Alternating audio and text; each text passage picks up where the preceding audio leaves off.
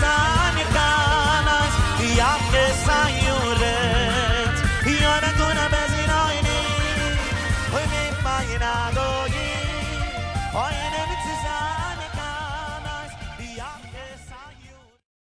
Hello everyone, a good moed, the moadim l'simcha. As we get closer to Shabbos Chol HaMoed Sukkot, I thought it would be appropriate to ask a question that I am sure is on everyone's mind. The Moramah paskins that just like we read Shir HaShirim on Shabbos Chol HaMoed Pesach, we read Kohelet on Shabbos Chol HaMoed Sukkot.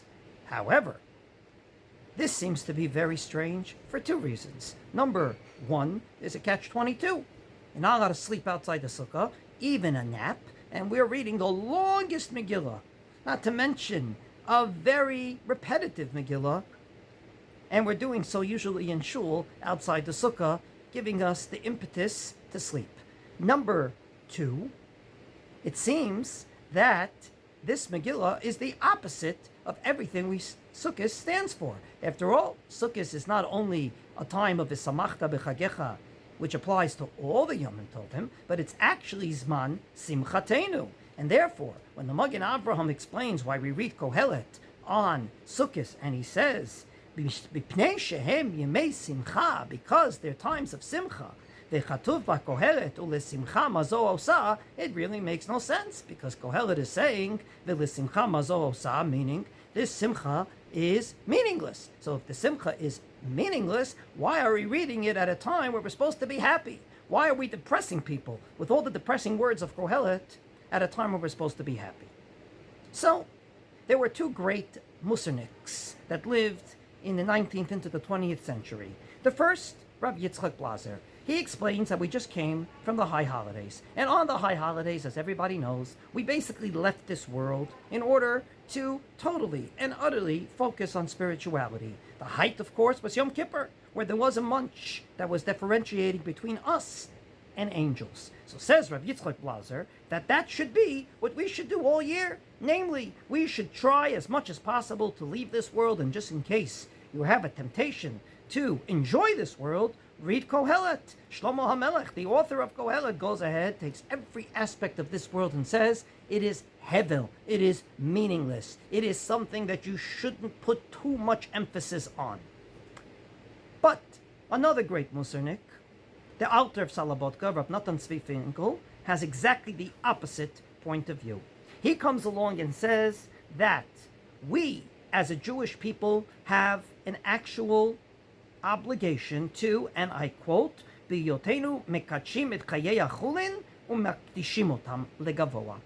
We take everything mundane and we make it substantial by making it sanctified.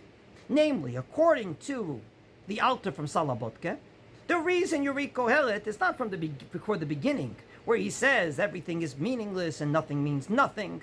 But as time goes on through Kohelet, he starts saying, hey, maybe this means something, that means something, simply because if you take anything in this world and you elevate it to a higher level, then indeed it could become part and parcel of your avodat Hashem, of your service of God. And in my opinion, that's exactly the message of Kohelet on Shabbos Chol HaMoed Sukkot.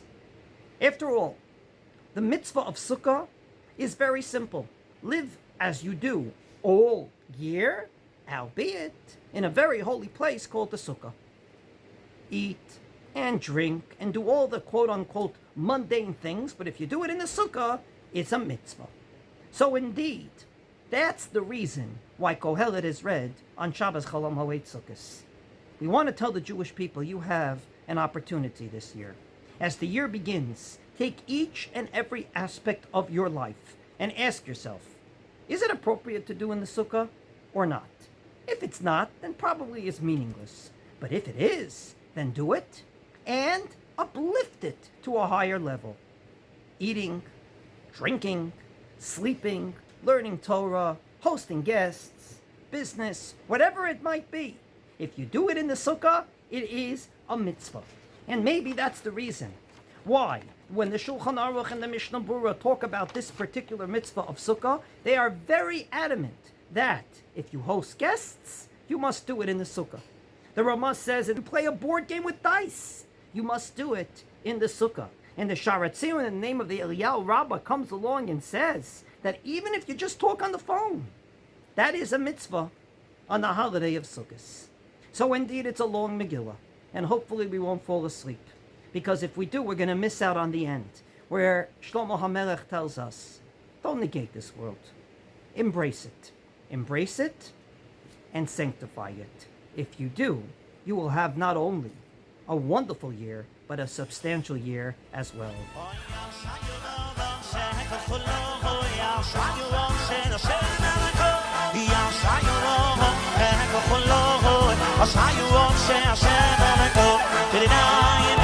Did it